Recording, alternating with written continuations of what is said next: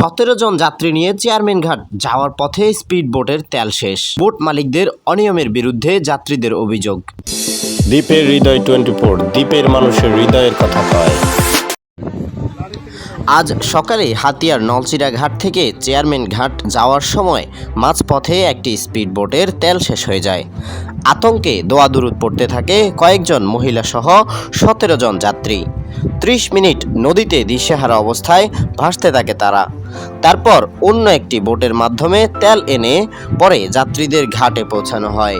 নদীতে ভাসতে থাকা অবস্থায় দেখা যায় একজন লোক ভিডিও করছেন এবং ভিডিওর মাধ্যমে তাদের অভিযোগ তুলে ধরছেন। চলুন দেখে নেওয়া যাক তাদের অভিযোগ কি। ভাইজান, আমরা 17 জন মানুষের জীবন এখন বিপন্নের পথে। আসলে আমরা সাগরে বাইতেছি হাতিয়া নলছিড়া ঘাটে। স্পিড বোট মালিক এবং ড্রাইভারদের অনিয়ার কারণে আজকে প্রত্যেকটা মানুষের জীবন বিপন্ন হওয়ার পথে। আমরা 17 জন মানুষ এই স্পিড বোটে এখন নদীতে ভাসতেছি।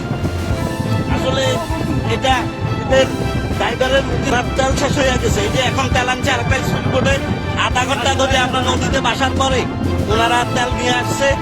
আসলে এই বিষয়গুলো আপনারা একটু দেখেন যে কি অবস্থাতে এখন নলছিড়া ঘাটে আমরা